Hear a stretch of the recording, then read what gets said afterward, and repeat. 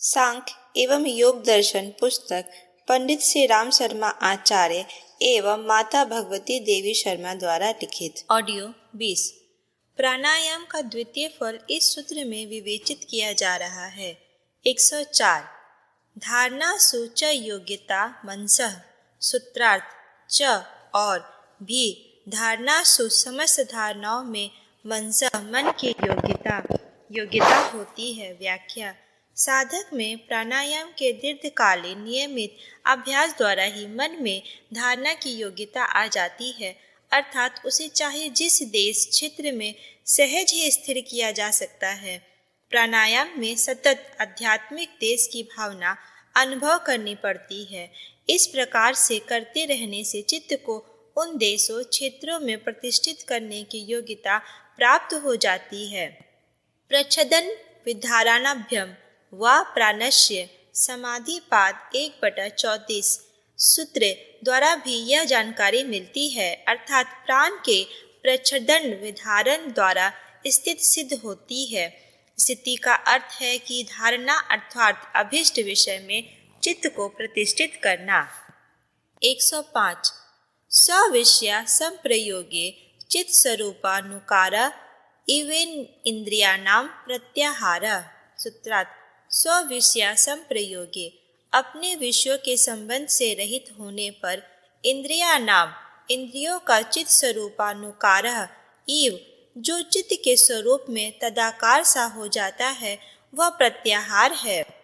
व्याख्या। पूर्व सूत्रों में वर्णित यम नियम आसन एवं प्राणायाम की प्रक्रिया द्वारा अभ्यास करते करते मन एवं समस्त इंद्रियां परिकृष्ट हो जाती हैं।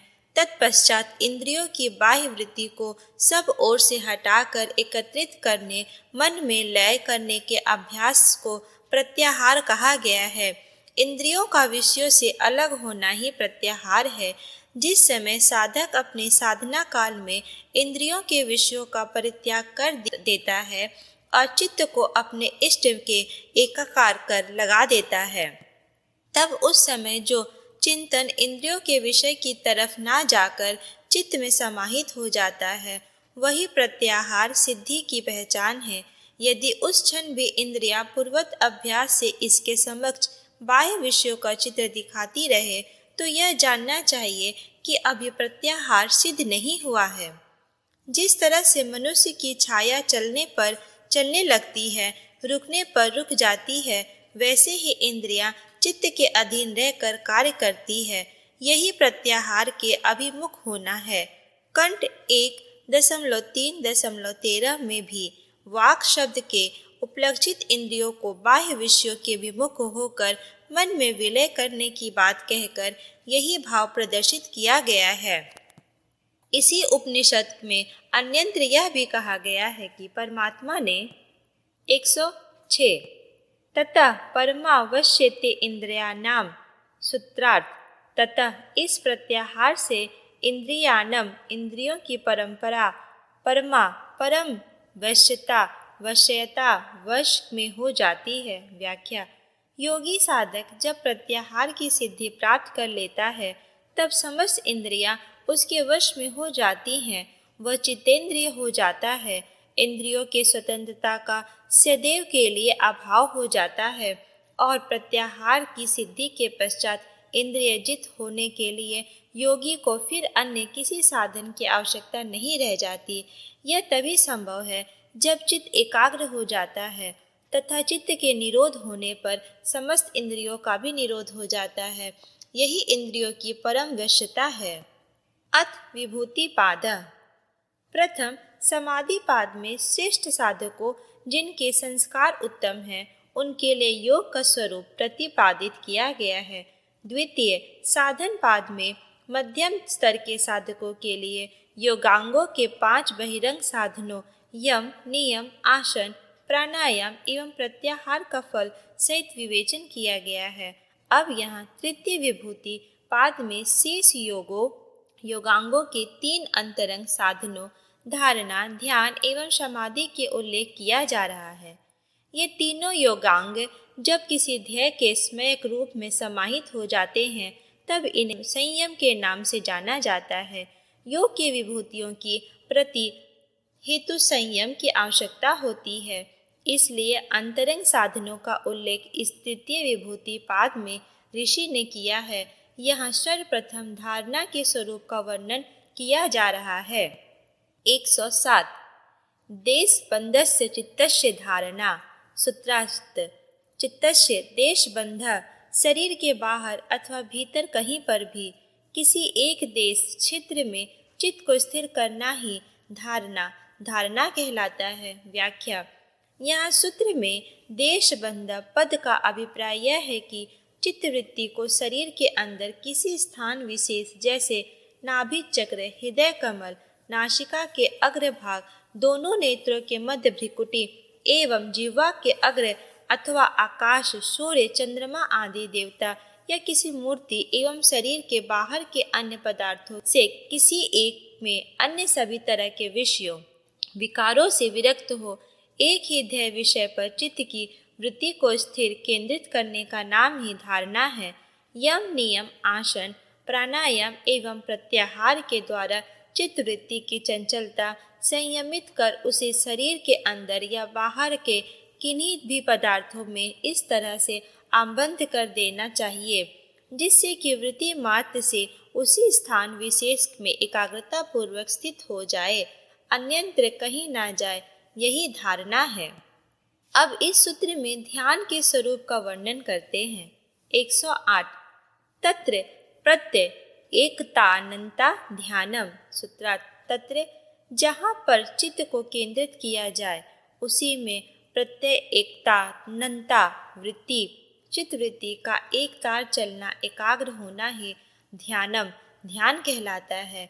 व्याख्या धारणा के पश्चात ध्यान का क्रम संपन्न होता है, अर्थात धारणा द्वारा शरीर के भीतर किसी क्षेत्र विशेष में या बाहर अन्य किसी देवी देवता आदि में जहाँ चित्तवृत्ति को स्थिर किया है उसी ध्येय में एकतानता एकाग्रता ही ध्यान है, अर्थात एकमात्र ध्येय की एक ही तरह की वृत्ति का प्रवाह गतिशील होना, उसके मध्य में किसी भी दूसरी वृत्ति का ना उठना ही ध्यान कहलाता है।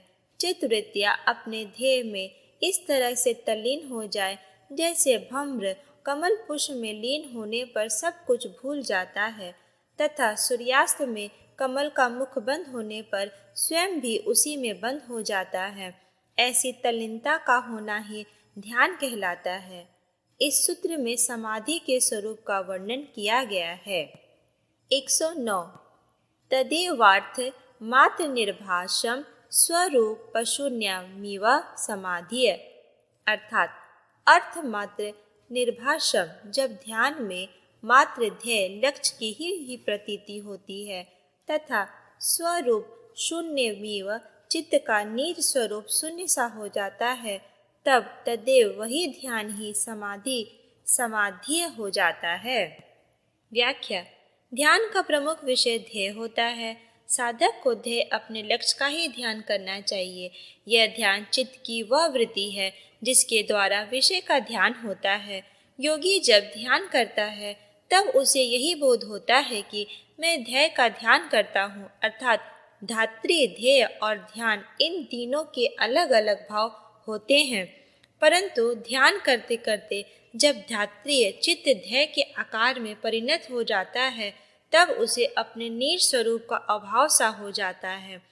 उसे यह भाव नहीं रहता कि मैं ध्यान कर रहा हूँ, उसे ध्येय के पृथक उपलब्धि नहीं होती, उसे मात्र ध्येय के स्वरूप का ही भाव होता है। उस समय उस ध्यान का नाम ही समाधि हो जाता है। समाधि का यह लक्षण निर्वितर्क समाप्ति समाधि के नाम से प्रथम समाधि पाद के 43वें सूत्र में किया गया है। समाधि की स्थिति में एकमात्र ध्येय ही प्रतिभाषित होता है।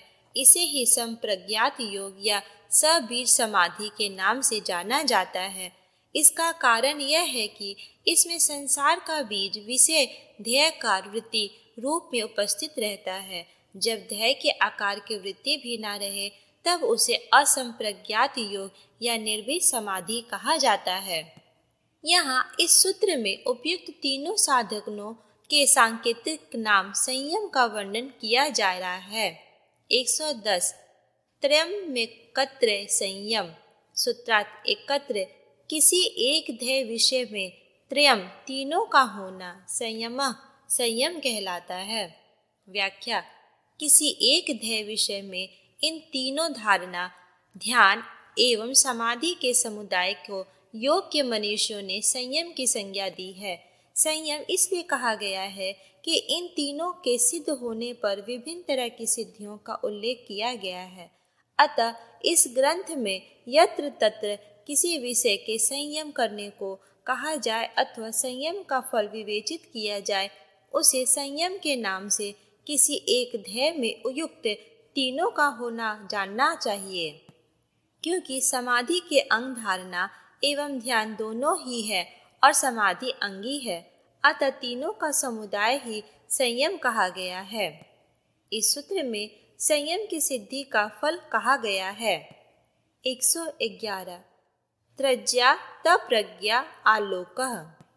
त्रज्यात उसको संयम को जीत लेने से प्रज्ञालोक बुद्धि का आलोक प्राप्त होता है। व्याख्या जब योगी उक्त साधन करते करते संयम को अपने वश में कर लेता है, अर्थात चित्त में ऐसी दक्षता प्राप्त कर लेता है कि जिस विषय में वह संयम करना चाहे उसी में तत्क्षण संयम हो जाता है, तब उस समय योगी को बुद्धि का आलोक प्राप्त हो जाता है, अर्थात उसकी बुद्धि में अलौकिक ज्ञान शक्ति आ जाती है। अलौकिक ज्ञान के विभिन्न तरह की विभूतियाँ स्वतः ही वश में होने लगती है।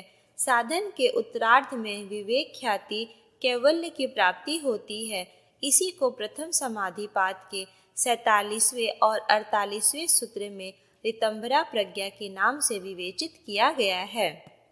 यहाँ संयम के प्रयोग विविधि का विवेचन किया गया है। 112 तस्य भूमिषु विनियोगः। सूत्रार्थ तस्य उस संयम का क्रमानुसार भूमिषु भूमियों में विनियोग करना चाहिए।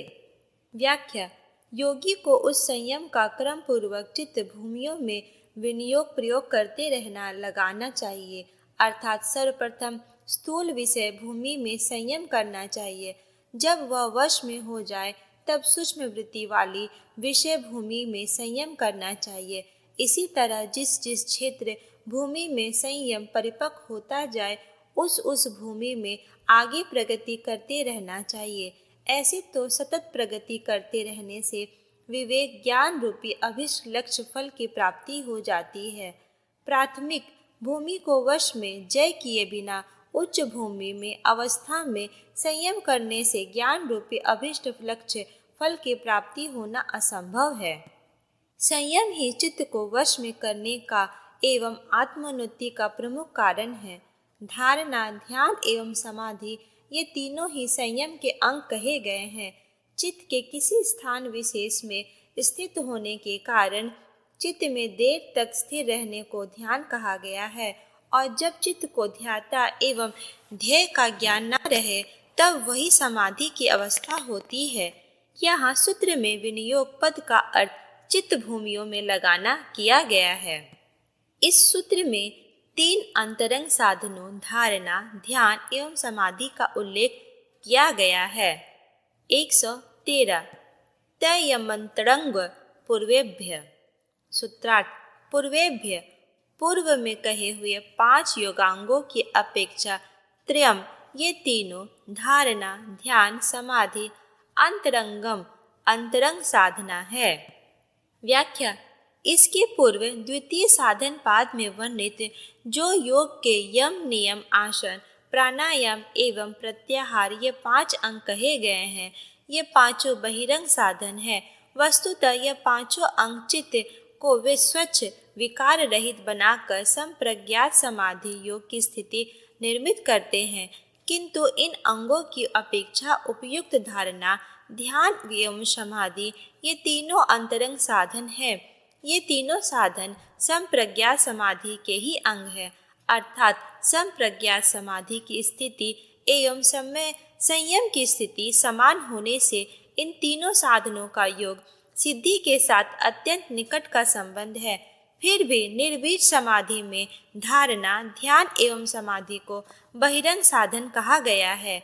इसका विवेचन अगले सूत्र में करते हैं। 114 तदपि बहिरंग निर्बीजस्य सूत्रार्थ। तदपि उपयुक्त कहे हुए धारणा आदि तीनों साधन भी निर्बीजस्य निर्बीज समाधि के बहिरंग साधन है। व्याख्या। ये धारणा आदि तीनों साधन संप्रज्ञात समाधि सबीज समाधि के अंतरंग है, लेकिन असंप्रज्ञात निर्बीज समाधि के अंतर्गत ये भी बहिरंग साधन बतलाए गए हैं। जिस प्रकार से पूर्वोक्त यम, नियम, आसन, प्राणायाम, प्रत्याहार परंपरा के उपकारक होते हुए समान विषय न होते हुए भी सबीज समाधि के बहिरंग साधन है, उसी प्रकार धारणा, ध्यान, समाधि परंपरा के उपकार होते हुए भी समान विषय न होने से निर्बीज समाधि के बहिरंग साधन है, क्योंकि इसमें सभी तरह की वृत्तियों का भाव बना रहता है। जिस साधन के दृढ़ होने के पश्चात साध्य की स्थिति निश्चित ही हो, वही अंतरंग होता है। धारणा आदि सालंब किसी को ध्येय आश्रय बनाकर ध्येय रूप समान विषय वाले होते हैं और उनके दृढ़ होने से संप्रज्ञात योग सिद्ध होता है। अतः वे सबीज समाधि के अंतरंग है, परंतु निर्बीज समाधि निरालंब निर्विषय होती है और धारणा आदि संयम के दृढ़ होने पर असंप्रज्ञात निर्बीज योग निश्चित ही सिद्ध हो जाए, ऐसा कोई सटीक नियम नहीं है। अतः निर्बीज समाधि के प्रति धारणा आदि तीनों बहिरंग साधन है। इसका अंतरंग पर वैराग्य है, जो निर्बीज समाधि के समान निरालंब एवं निर्विषय है तथा जिसके दृढ़ होने पर असंप्रज्ञात निर्बीज समाधि निश्चित ही सिद्ध हो जाती है।